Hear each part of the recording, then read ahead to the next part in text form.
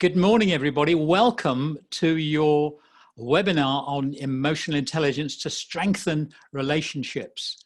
So my name is Walter Blackburn, and I'm delighted to be here and privileged to be here today to work with you and to talk to you about this very important topic. I'd love to meet each of you individually, but I know that's not possible or physically possible or allowed even at this time. So we won't do that. So let's crack on and show you what we've got for you today. So here's some, we call them takeaways. So firstly, to manage your emotions. Now, we're not going to do the whole of that in 45 minutes, but we are going to explore the idea of emotions, how they work, why they're so important, and what we can do to perhaps get a handle on some of them at least, and also recognize other people's. 10 things you can do today. 10 things any of us could do with anybody. Doesn't matter who you're living with or working with, who you are, or how, what emotional intelligence you have or don't, or they. So 10 things, easy things you could do today. We're going to give you a list. How to manage different temperaments. We believe that temperament is the game changer. Actually, temperament is the thing that drives us. We'll see that later. It makes us successful or not in different ways. And it's the thing we can identify in people and do something about. We can change our behavior to handle different temperaments. And having said that, we're going to ask you to identify a difficult person that you either live with or work with. And I'm sure you don't live with any difficult people or work with any difficult people, but just in case you come across someone this week who's difficult, we'll have a look at that. And then finally, if you stay with us to the end, at 11:15, 11:12, we'll give you a free temperament assessment, not in the session, but we'll give you a link to that. So that's where we're headed. I hope that's of interest and will be of beneficial to you. Suggest you have a paper and pencil handy, or a tablet if that's your choice, because there will be ideas coming to you today, some from me and the webinar itself, and some you will have yourself. You know yourself, you'll have ideas popping up all the time. Oh, I need to get some more milk or more bread, or or something, or I just need to ask my partner about Granny's birthday or something. So do write them down, do capture them, and I'll give you some points. I'll give you a chance to do that. I do want to acknowledge the pressure and the difficulty that we're all facing right now. It's an extraordinarily difficult time. Everybody says that, everybody knows that. And the point of that, saying that right now, is that this is perhaps an even more important topic because of that, because we're living much more closely with our people we love and we care for. Which does bring challenges, as you know, and also we're working in a different way. We go to work and there's fewer people there. We've got to be careful how we deal with them in terms of distance, and a lot of people are just talking about what Boris said yesterday or whatever's happened. By the way, this is not an intellectual discussion on emotional intelligence. Well, I'm not going to get into that. These are a number of very practical ideas and an exploration, really, of our approach to emotional intelligence and how it might work in the real world. Also, we're aware the environment changes everything. Those of you who've been in management or leadership for a while, you know that change the environment, you change the way people behave. You want to change motivation, you change the environment. It's one approach. And our environment has been changed enormously over the last few weeks, few months. So our behavior has changed. So a lot of what we talk about today may not absolutely reflect what's actually going on, but we'll see. So let me ask you this question. What does emotional intelligence mean to you? So just pop, if you will, pop into the chat box what it means to you. Just 3 or 4 words, please, and do that now. What does the phrase emotional intelligence mean to you?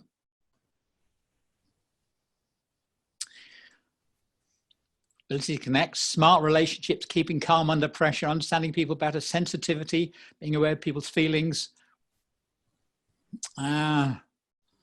tune with others, relating to people, understanding emotions, being aware, empathy, human understanding, ability to engage properly. Wow, lots and lots being tactful, lots of stuff coming through there, lots of great ideas. So thank you for that. Managing your emotions, and those of us, wow, that's a good one. Yes, understanding impact of my presence. Wow, there's some really good understanding here of what it's all about. So let's have a look. So it's all of this, because we've all got a different view of that, of course. So it's all of these different ideas. And if we gather them together, here's a definition that we like. We think somebody who's emotionally intelligent is somebody who is achieving what they want, and helping others achieve what they want. So it's about our own goals and it's about other people's goals. And I've shortened that to be living and working successfully alongside other people in the world.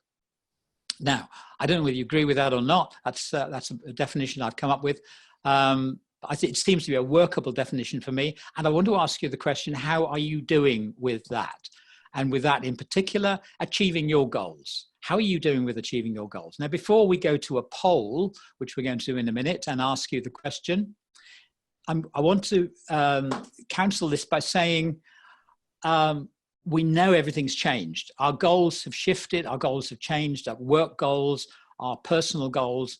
A lot of stuff's been put on hold. And we know that. So priorities have changed and lots of stuff has changed. I think for me, the key is, when I'm asking the question, is saying, but you know yourself. How are you normally when you deal with goals? How are you doing with achieving your goals? Let me launch the poll and we'll see when I found the poll.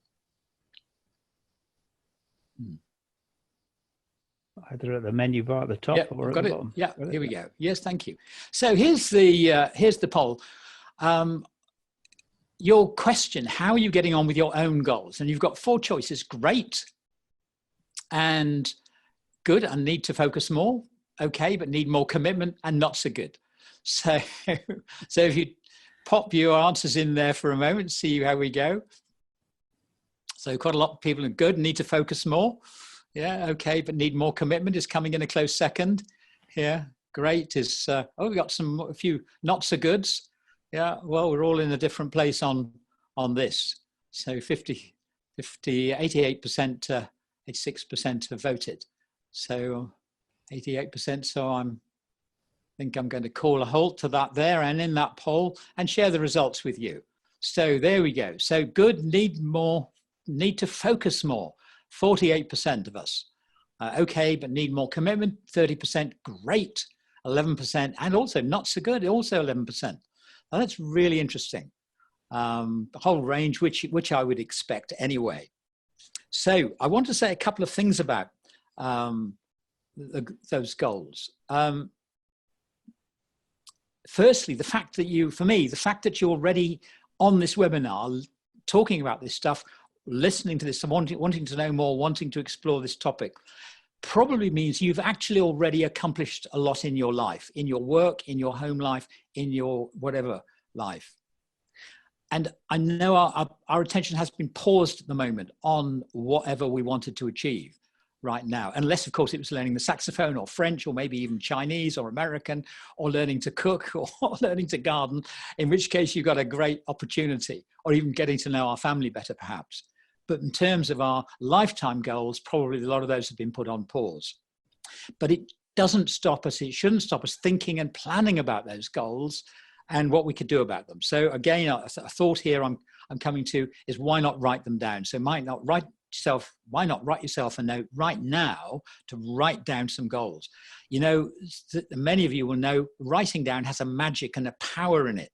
You know, write something down, put it on the wall, or just leave it in a drawer somewhere, and these things have a habit of coming true. So second question, another poll.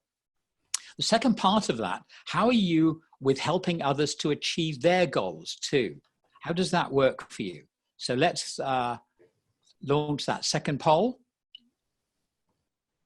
on others' goals. So you've got 4 possibilities here. What would other people say about you in helping them achieve their goals? Great, always interested and helpful. Wow, 100%. Good, helpful when asked. Okay, but not always available. Not that interested. So, well, we'll see. See what comes up about that. So we've got 54. Good, helpful when asked is coming up strongly. 27% say we're great. Nobody's not that interested. Let me talk to your families. No, I'm joking, of course. Of course. So 89% voted. That was an easier vote, I think. An easier vote than that. So we'll end that poll. Thank you for your vote, 91%. So share the results.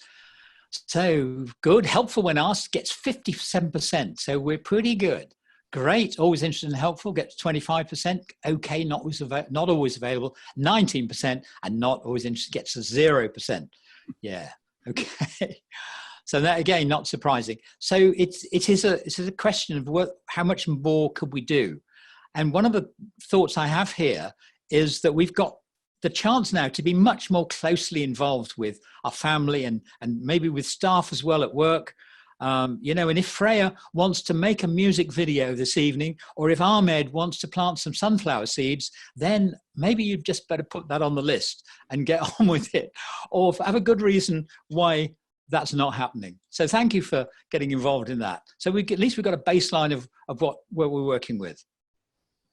One of the things I learned a long time ago when I was working with an organization called Dale Carnegie, I trained with them, as some of you will know, was the idea that seeing things from the other person's viewpoint is so important. And actually, it's one quick way of changing our emotional intelligence, of changing our relationships, strengthening our relationships. The old phrase, of course, walk a mile in a man or a woman's moccasins, and you'll know how they feel. Well, that's certainly true. I don't think you physically want to do that, but mentally, how could we do that? So look around you, perhaps, and say, what is it that I could do? What is, in terms of goals, perhaps, what is it the family want? What is it my daughter, my son, my partner wants in terms of goals?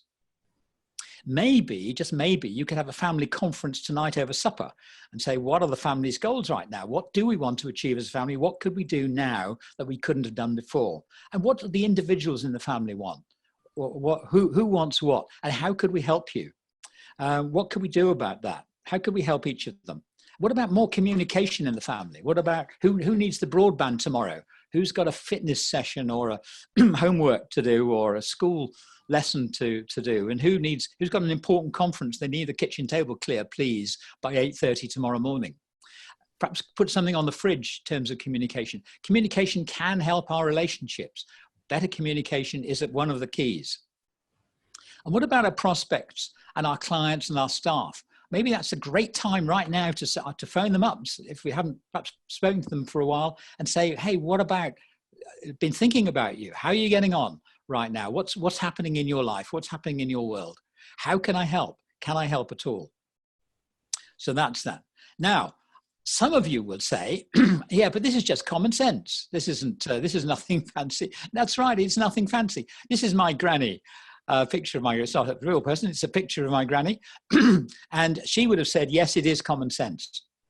And maybe yours would have done the same. My granny was an amazing and wonderful woman. She married a young clergyman and they had a parish, in the deepest Devon, a very rural community, a very poor community actually. But she knew people, they both knew people, they understood how people worked and how the world worked at that time. And okay, it's changed a lot over that time, hugely, because we're looking at the early part of the last century. But she would still say, and if she were here today, she would say, I believe you know a lot more about people than you think you do. And you know a lot more about yourself. She would also say, by the way, she'd say to me, I think you should live a good life, have compassion, and treat others with kindness and love. And by the way, that includes yourself. So in spite of all the stuff that's going on, there's a lot that we can learn from, if you like, the past, and a lot that's still in us, that's still we've got. My belief is that we're all emotionally intelligent, more so than we realize. Perhaps we just get tired or bored, or we forget, or we can't be bothered, or people annoy us, or we get trapped in the same old way of being, the same old way of doing stuff. You remember when you were young, if you can, it's a long, long time for me, but I still remember somehow we managed to get by. We managed to get by with our family and our friends and our relatives and Mr. and Mrs. Jones over the wall there. And we knew how to get their chocolate cake when they'd made some. We knew what wound them up and we knew how to get on their side. And same with our teachers and the policeman down the road and all of that. We knew how to make life work. Somehow instinctively we understood how we were and we understood how we needed to be. Now, truth is we knew those people very well, that's true. And now it's not always true that we know people. Maybe one of the things is to get people to know people better, and we'll come to that. Maybe we just lost some of that in the busyness of today, in the pressure to perform that I know we all have.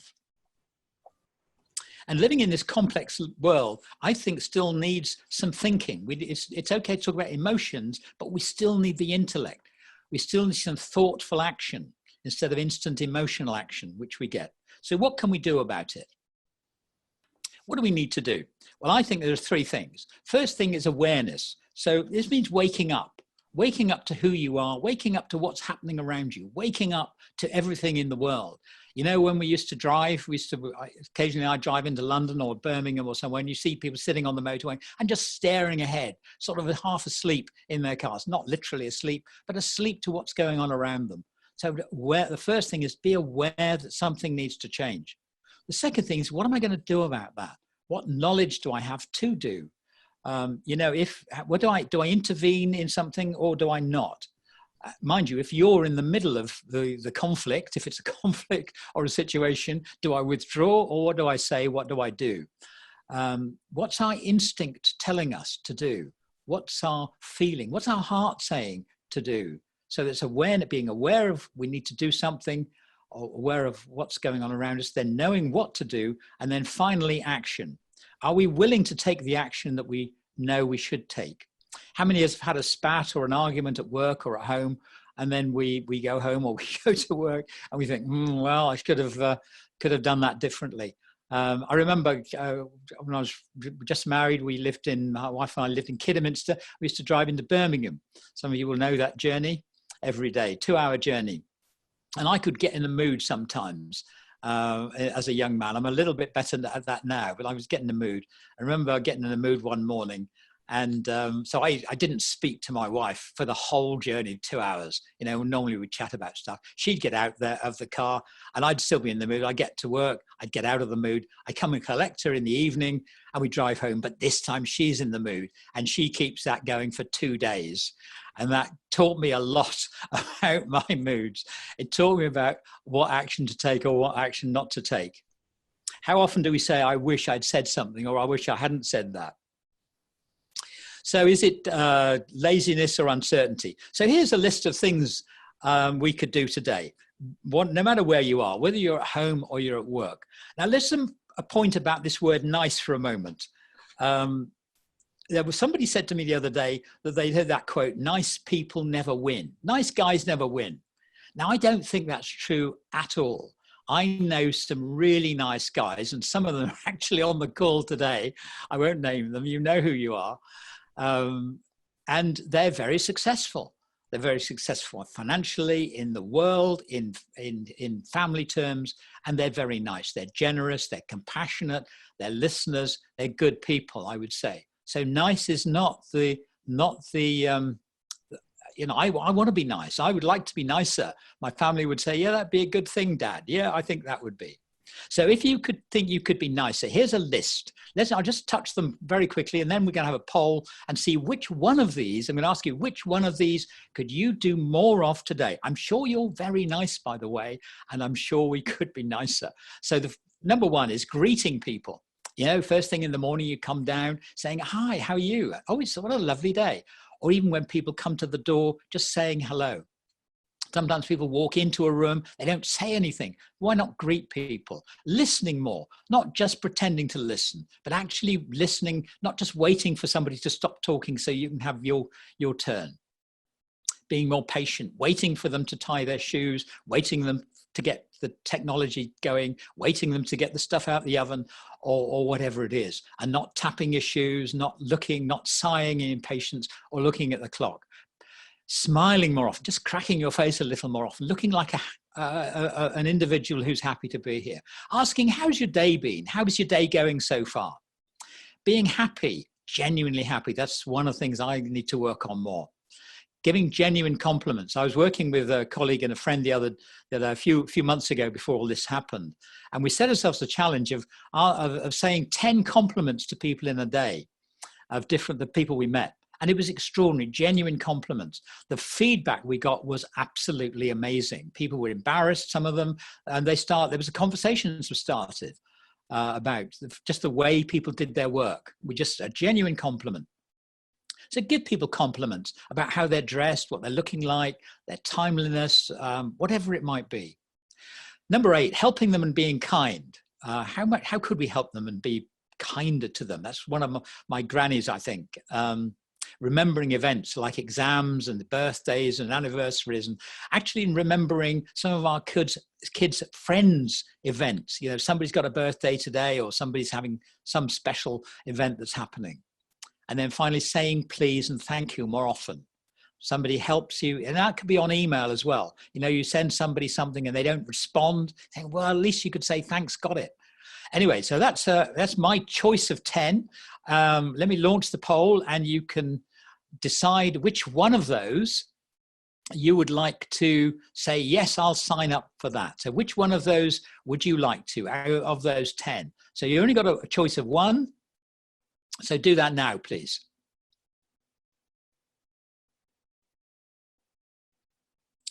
Oh, lots coming in here. Oh.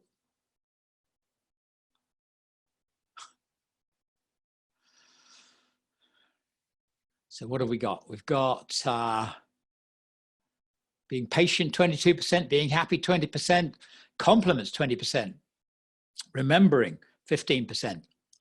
So lots of ideas there. We've got 88%. That's probably good enough. So let's end that poll and share the results. So what have we got? We've got being patient comes in at the top of 21%. Yes, let's be more patient. And then second, I think, is 19, compliments, giving compliments. And what else have we got? Remembering at 15%. Yeah, remembering. Being happy, 19%. Bob can tell us how to be happy later. 15% listening and greeting, 4%. So there's some ideas there. So please do write down the one thing you've chosen on your notepad now. Do that now, and just remember to do that, please, if you will. So that's one way of being nicer. And that wasn't so hard, was it? That wasn't so difficult. So today we've got a toolbox of ideas and approaches, and that's part of our approach today. So here's a situation. This is the days when we could drive. It's nice and calm. You're driving along, you're happy, you're listening to, whatever the song, your favorite song at the moment, and then someone cuts you up. And then all of the calmness, the light goes out the window. And we get angry, the red mist appears, and we push our car slightly closer or much closer to the one in front who's cut us up, and we start gesturing to the driver, or if we're really stupid, we open the window and start shouting at them, whatever. Or your 8-year-old drops the plate of spaghetti on the floor, and you're already late for something or other, and gosh, what happens then? Or hey, what if your member of your team gets an award and you feel jealous because they're getting the accolade and you're not? This is a glimpse of just some of how emotion works in our lives, and how we deal with it. I'm sure you'll agree with me, is crucial right now. How we deal with those things that happen in our lives, because emotions can cloud or swamp our judgment. It's not just cloud. Anybody's been in love, and I won't ask for a poll on this one, but if you've been in love, your emotions will swamp your judgment. I won't go into details. It's about spending money. It's about time you spend, what you think about, and all of that stuff. Because we think we're logical, but we're not. We make it up. The old saying, we buy with emotion, we justify with logic. That's absolutely true. Most of our life is run logically, and we'll see that later when we look more at temperament. We need to manage our emotions well. We know that, and we'll succeed. If not, we will struggle, because we know that being emotionally intelligent is different from being intellectually intelligent. We all know people or know of people who are intellectually intelligent. I know some really bright people. Bob's one of them. I know some really bright people, and they're clever. And this doesn't apply to Bob, but somehow they don't get on in the world. You know, the world is a mystery to them. You know, the way the world works, the way other people work. And I know other people who aren't, I'm going to say, aren't that clever or aren't that intellectually clever, and yet they make a fantastic success of life. They know how life works. They know how to make it work. It's different. So let's look at emotions. Why are emotions so important? You know, just having a think about, without emotions, imagine there's no emotions. That means there's no great food, there's no great films, no great books, no great plays, no great cars. How boring, everything dull. A world of a world of Mr. Spock. How boring. Everything plain and ordinary. Emotions create energy, they create life, they create love, they make life interesting, they make it worth living. Emotions drive us, and they make things happen. They also keep us safe.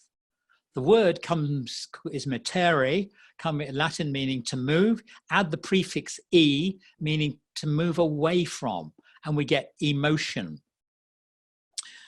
So what happened 50,000 years ago, and earlier, we created emotions to keep us safe and to get what we wanted. So some of our emotions made us move away from danger, away from the dark cave, away from the noise in the jungle. We weren't sure what it was.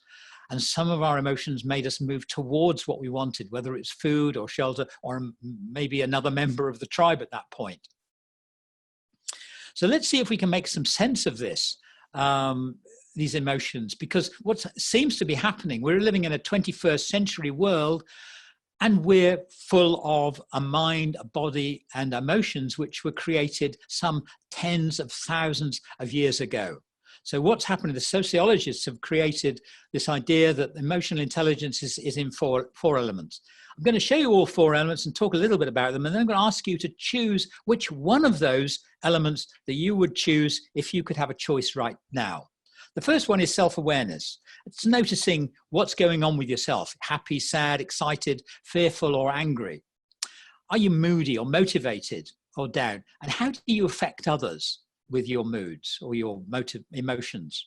Number two is self-management. How do you manage your emotions? Not to get angry or upset.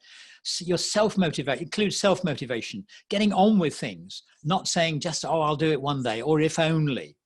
Number three is about social awareness, noticing other people, how they are they up, are they down? And how do they change, and what changes them? Do they need help and support? I think one of the biggest skills of leadership is noticing other people, how they are. I suppose I would, that's my nature, I suppose. But do they need help right now? And are they up for achieving something really important? And number four then is getting the best from others, is social skills and relationship management. At everyday level, I think this is about just getting on with people in your life. It's about working harmoniously with other people.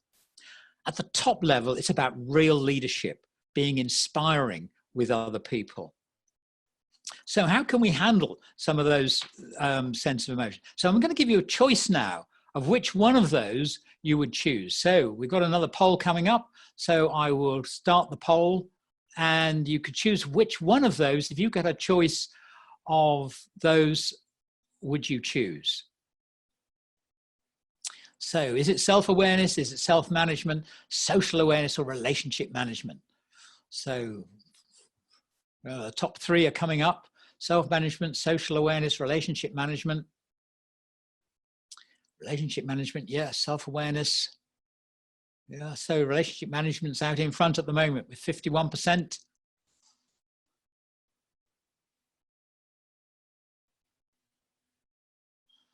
And what have we got? 45% relationship management and 23% on self-management, 17% on, so we'll just share those results.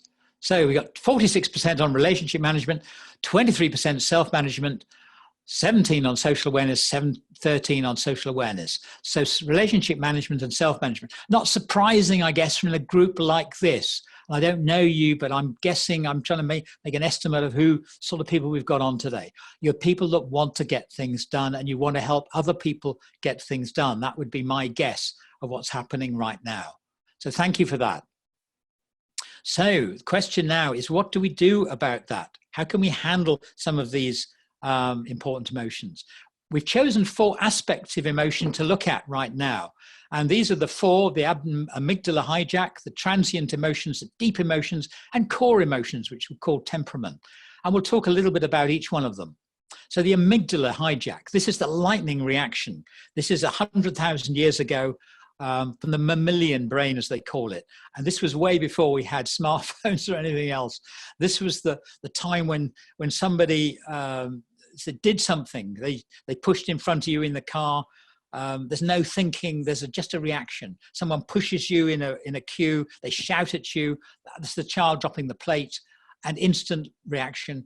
Thing to do is avoid those situations if you can. Know what winds yourself up. Know when you get caught in these things. Realize you're in it if you can, and apologize later if you must. Calm down if you can. Secondly, transient emotions. These come and go. These are our moods. Up and down, anger, fear, joy, sadness, happiness. These are our moods. This is me in the car on the way to Birmingham. Now, up moods are not a problem. I don't think too many people would be complaining when you're too up, unless of course, they've just had some bad news and you're all cheerful and so on. It's the down moods that get us down, they get other people down. What can we do? They can be changed, these, and that's one of the things. You know that because you are influential in changing other people's moods sometimes. A helpful word, an arm around the shoulder, metaphorically or on the phone, some way you know that you can help other people and they help you. And what is it that changes your moods? Is it music? Is it books? Is it other people? Is it exercise? What is it? So perhaps just write that down right now. Just write down something about changing your moods. What brings you out of that? Then there's the deep feelings about country, family, religion, team, whatever it might be. Love, fear, regret, sadness. These don't pass. These are not going to change easily. These don't come and go in the day. These stay with you for months, maybe years, maybe decades. Love of the country, family, all of those things. They're hard to change in the short term. If you want to change them, you want to change some of the sadness you might have around something or the regret, you're going to have to do some work on that. Do some work.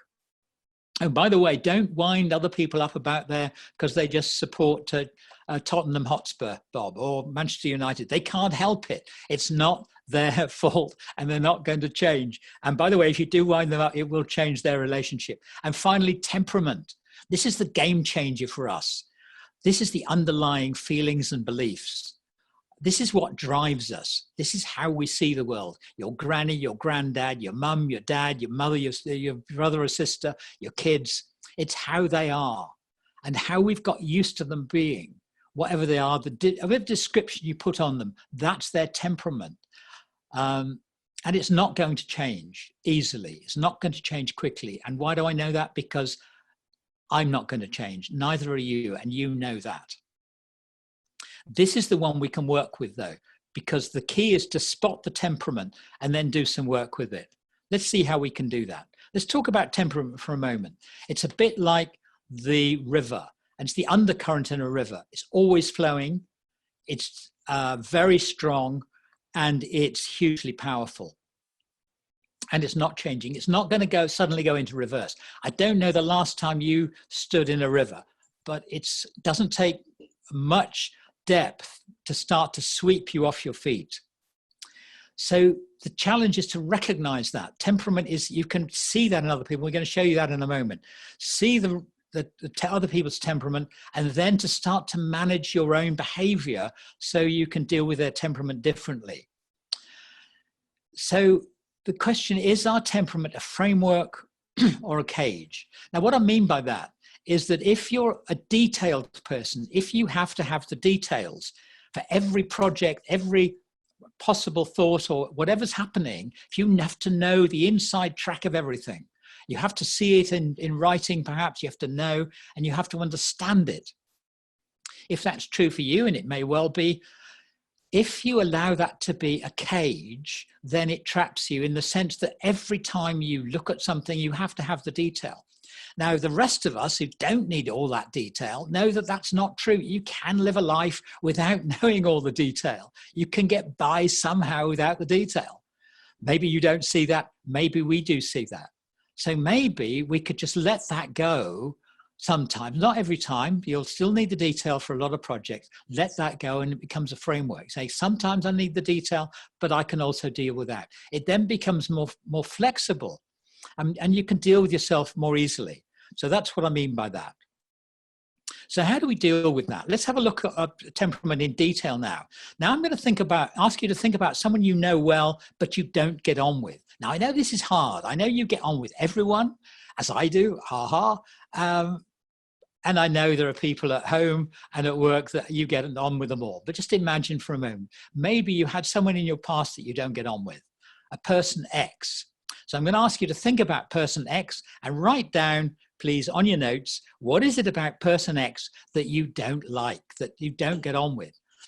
Maybe they're too chatty, they're too friendly, maybe they're not chatty enough, maybe they're too pushy or aggressive or sensitive, maybe they don't say what they think, maybe they get in your face, maybe they're too opinionated. What is it about them that you don't like? Maybe they're not generous enough, maybe they never pay their way. So just think about that and just pop it, just a note on there. And pop it in the chat box, please. What is it about them that you don't like, you don't get on with?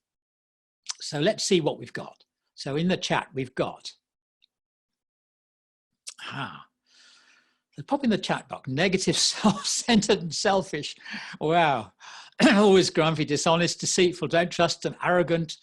Gosh, they abuse other people I know, opinionated, overbearing, dishonest, self-thinking, opinionated without evidence, self-thinking, lazy and tight. Can't be trusted, disingenuous. Wow.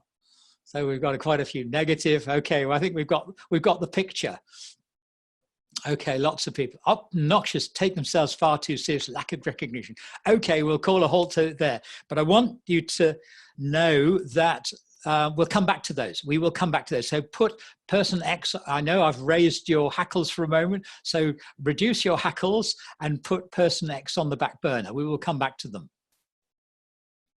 Because the question is, what could I do differently? What could you do differently? Now you may want to say, I don't want to do anything differently with them. I don't even want to talk to them. I don't want to be in their presence. But if you have to, if you work with them, if it's your boss or your partner, your partner's ex-husband or your father-in-law or somebody, and just imagine for a minute, you've got a teenager, maybe let's say a teenage young lady, and she brings her beau home. This is the man, this is the one she's going to marry. Let's imagine he's a Mr. X for you. You just don't like him. Or if it's the other way around, you don't like her. What are you going to do? So we're going to have a look at some ideas.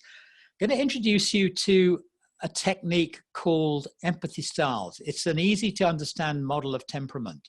Some of you know this very well, and this is brilliant. I have to say, there's no other word for this. It's a brilliant way of understanding temperament. It does two things really, really well.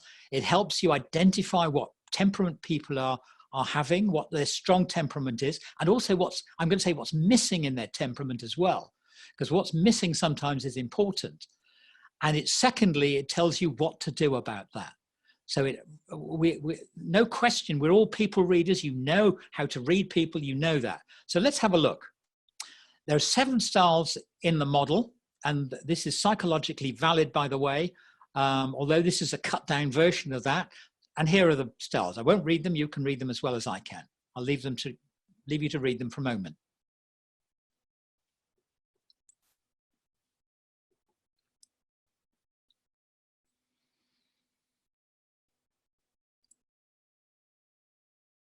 Okay, now it may be that you've already seen yourself in there, and maybe you can see other people, but maybe it needs a bit more explanation. And just to say additionally that we're all a mixture, by the way. None of us is just one of these things, although sometimes it might appear that way.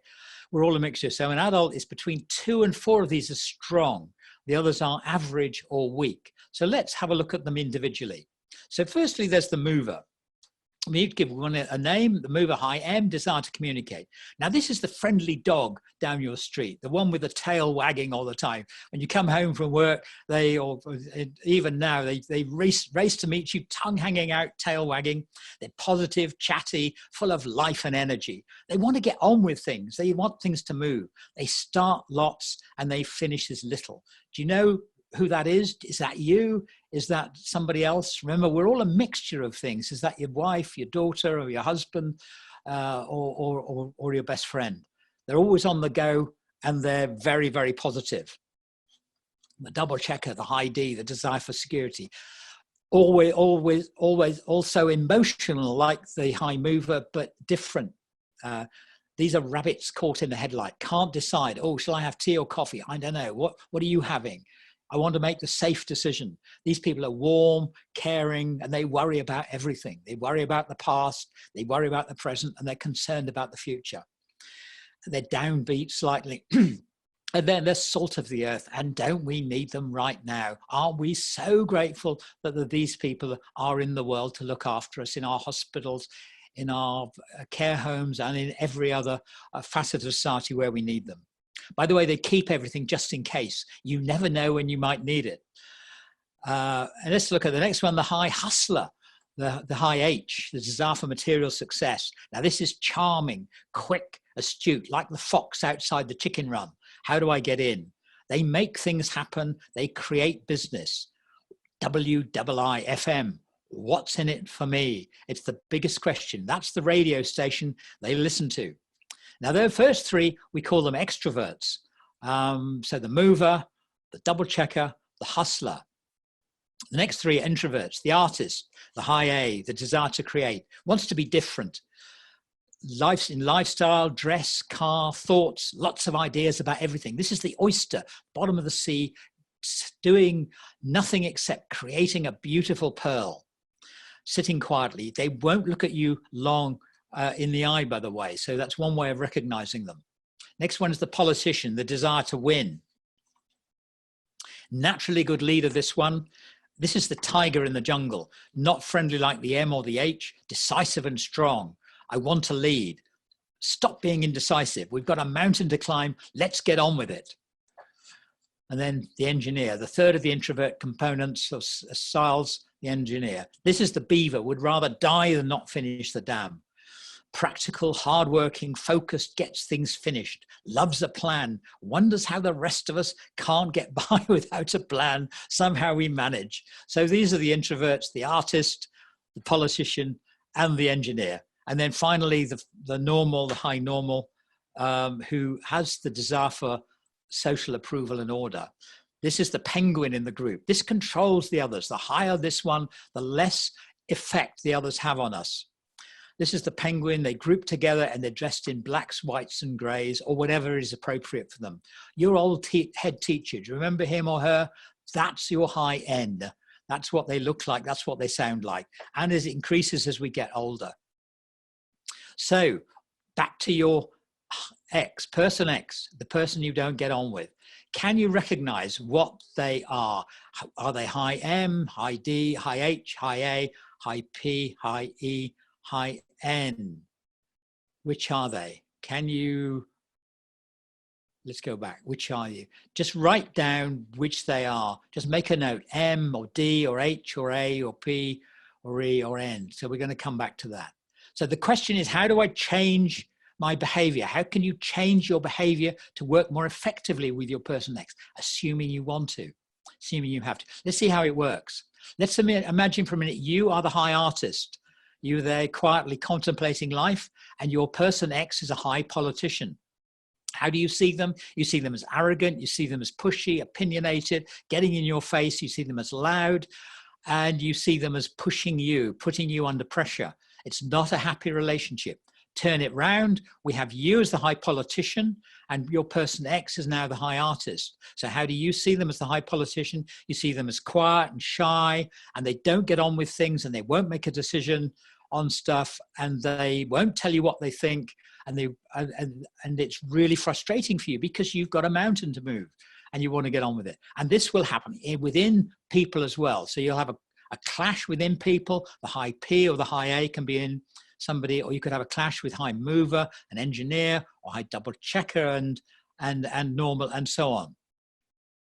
Each of these, there could be a clash with them.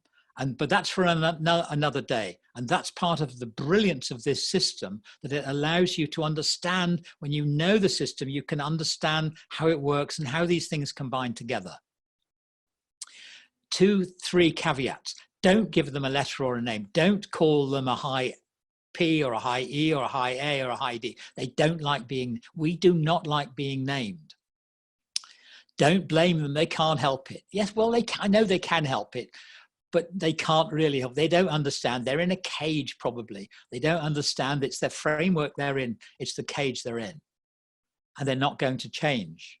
Not quickly. You can help them change over time, but maybe it's up to you to change first.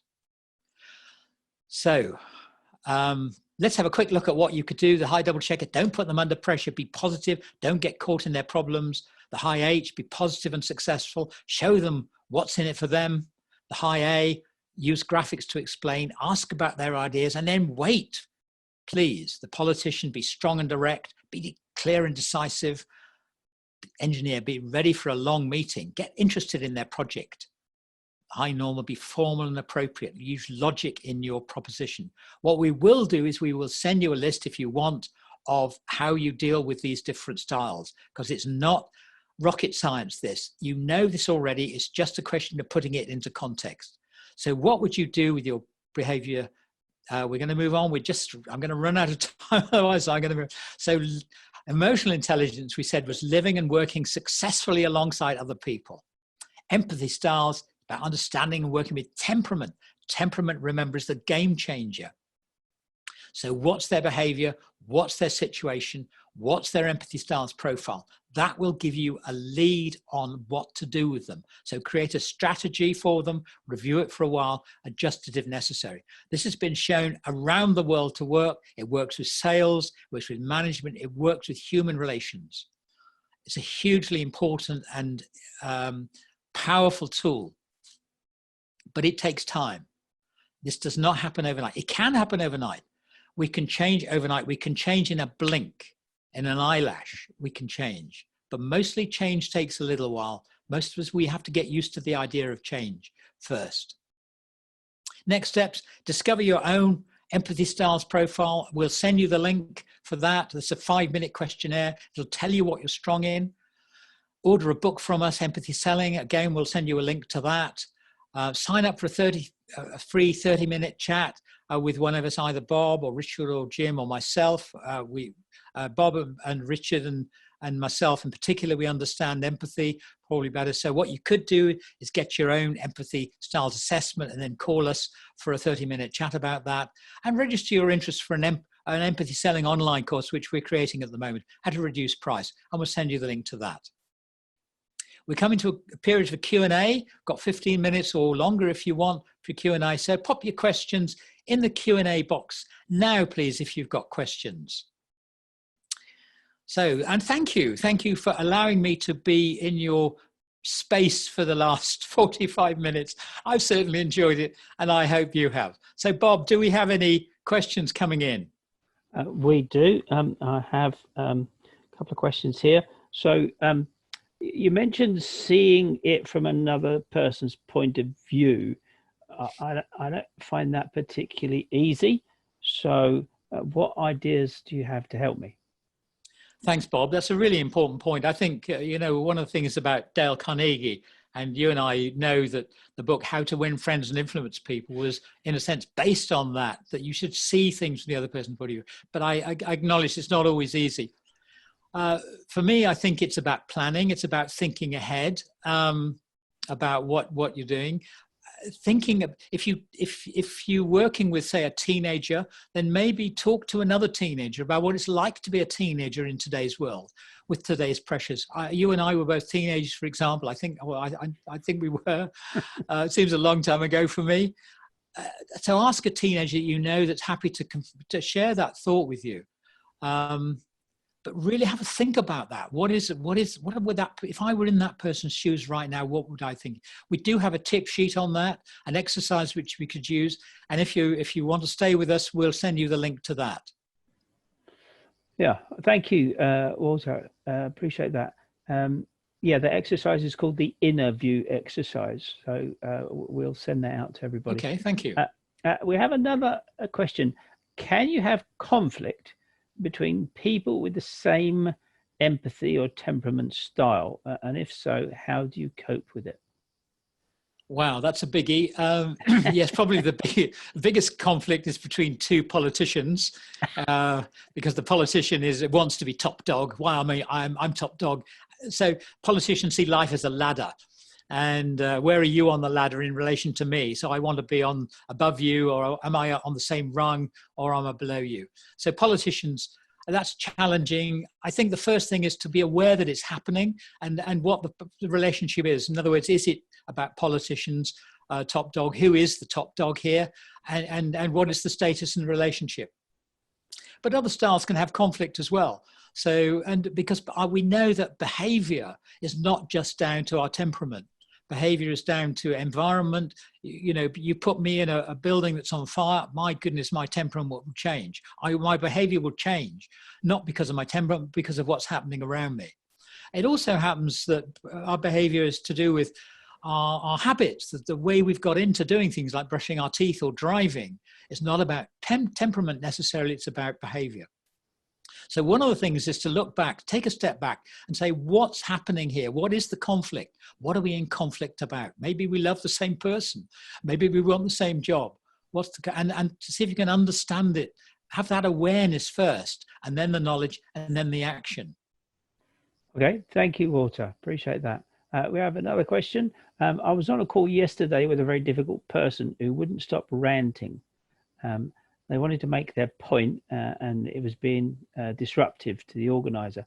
In the end, he was told by another person in no uncertain terms to shut up, and it was very embarrassing. How would we handle a situation as an organizer like that in a conference call or in a Zoom meeting? Well, I think it's a great question, because I'm coming new to this challenge, and I've just run a virtual public speaking course for a group of people, so I'm just getting used to that idea of Bob's much more familiar, and in a moment I'll ask Bob if he'll put his hand put his hand up to say what he thinks, because he'll be more experienced than that. I think it's really challenging. Working online is different. I think one of the things is to mute the person, probably, if you can as a host. That might be the quick way to do it. Not sure what else you can do at that point. Bob, what would you suggest? I'd use a technique called name, praise, change. So the one word that we are most programmed to pay attention to is our name. So the easiest way to interrupt somebody normally is to call them by name: Walter, Peter, Lee. Then I would give them some kind of positive feedback or compliment, or some kind of appreciation for their intent, even if you didn't agree with their content, so that you're giving them a positive stroke, and then ask them a question, or ask the organizer the question. Well, that's the change. So name, call them by name; praise, give them a compliment, say something positive; change, ask either them or the host and the organizer, if you want to give control to somebody else, ask them that question. So hopefully that will help. We have a question in about... That's really good, Bob. I learned something there. Thank you. I've been doing it wrong all these years. I'll do it better in future. Sorry, your next question. And there was me thinking you taught me that one years ago. We have a question in about the styles, the best, most dominant temperament styles for good salespeople. What would you say about that? The classic answer is HMP, hustler, mover, politician. So show me the money. Happy to go and chat, happy to pick up the phone. So the hustler is show me the money. The mover is happy to chat to people I don't know, pick up the phone to cold contact. And the P is I'm willing to look long term. I'm willing to go into the distance. It's not just about selling you something today. It's about a long term deal. I've known some brilliant salespeople. I won't name them. They might be on the call. HMA, Hustler Mover Artist. That's a lovely, lovely profile for a salesperson. Hustler, they've got the nose for the deal. Where's the opportunity here? You need some H, I think, in salespeople. Without H, salespeople struggle. It's not that they can't do it, but they struggle. They struggle to get that sense of money in there. The M, the mover, there's an element of friendliness there and of relationship, of contact. And the A is really sensitive, and you want to be sensitive to your client and your prospect, working out what's happening. So that's a HMA is really, but the truth is you will find if you take a group of 10, 20, 50 salespeople, you'll have just about every possible combination in there, because it's not about the combination. It's not about their temperament. It's about their training and their desire to succeed. I'm probably not a natural salesperson. I'm normal double checker artist. I'm not a natural salesperson. But I was taught well by Dale Carnegie, and I started commission only years and years ago. And I believe I was taught. And I think it's such a shame that people don't get the chance to learn some of the basics now that Bob, you and I were taught way, way back. Yeah. So I think actually any profile is good.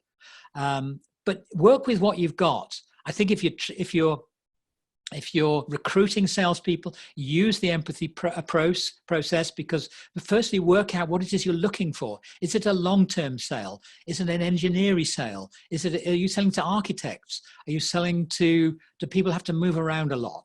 So what elements of temperament are you looking for? And then go look for them. Mm. But if you're working with a particular group of salespeople right now, have a look at their behaviors, have a look at where they're good, and then seeing, is that coming from temperament or training or habits or whatever? I think that's probably the way to do it. Yeah, I would say watch out for the high Ds. The high double checkers would be my big concern, because that will slow them down, particularly if they've got a hunting role, either phone or face-to-face. That might just slow them down. There again, I've got a lot of D, and I was taught to sell successfully. So anybody can sell if whatever their personality style, they will sell in their way, provided that's what they really want to do. That's about their will more than their temperament. Walter, we have another question. I'm having issues getting someone to interact, getting them involved and work within the team. What could I do to encourage them? Oh gosh, I want to know a bit more about that, really. I think it suggests to me immediately that the person could be high A, high artist. It's the high A's that step apart from the group, or maybe the high P's. The high P's, there's quite a difference between the high P who will fold their arms and look annoyed at things, or the high A who'll drift away and look away. If it's high A, I would sit down with them individually, have a chat, and rather than pushing your point of view, back to Bob's point about using their name and some praise about what you see that's good about what they're doing, some of the compliment for them, but also find out what it is they want. What do they want to achieve? Because at the end of the day, we work for our own goals. Our own goals are within our business or within somebody else's business, but we do what we want to do. I was taught that years ago, is that we do what we want to do, what we want to do, not what we need to do. So find out what they want to do. And then there may be somebody in the team that's not working well with them, or they've got a problem with a relationship, or they just don't understand what's going on, or they don't understand the effect perhaps they're having on the rest of the team by not being involved. I wouldn't handle it in the team, I don't think. I'd handle it individually and see how I go with that. Bob, do you have a thought about that particularly? I think that's a very good answer. As we have only a couple of minutes left, there are plenty more questions. All right. I'm going to ask you another one. Yeah. We have a couple of questions which are kind of asking the same thing. Yeah. How can an over communicator have a more successful relationship with an under communicator? So I'm guessing we're saying, how can a more expressive or socially active person get on better with the more socially selective people, and vice versa? like the mover and the artist? How can they get on? Well, the mover artists do get on, I think, generally. But you're right. The mover will do more of the talking. I think, like selling, like managing, the answer is, I think, is in questions. Personally, ask a good question and then shut up and listen. And the questions are open questions, not closed questions. Did you? Would you? Have you? Is it? Would you? Did it? And so on. Ask good open questions. How are you doing? How would you like? What is it you're looking to achieve today? Whatever it is, whatever the situation, ask the question, not in an arrogant, aggressive way, and stand over them while they think about it. Maybe over a coffee, over a lunch, or back when we get to driving with people. I used to find, sure Bob did as well, when you want to talk to people, get them along, go on a long car journey with them, sitting next to you. It's much easier to deal with people alongside you, and you can be quiet for a mile and then ask a question and talk about something else. But I think if you're the high mover, realize that talking more is not the answer. Pushing more out there is not the answer. Shut up and listen more often. Yeah, well said, Walter. Zip it. Yeah. I think also we have to take into account a comment that Becca, one of the delegates, has made, that sometimes we might actually have shot them down before. So sometimes the over talkers have shut down the under talkers, and therefore it makes them more resistant. So it's very hard to talk yourself out of something you've behaved yourself into. So our own behavior does really matter. Sadly, Walter, even though we have lots more unanswered questions, it's gone 12 o'clock and we need to let people go. What words have you got to wrap up the session? Well, thanks, Bob, and it's really good. I'd love to be with you longer and answer all the questions, but as you say, we need to let people go.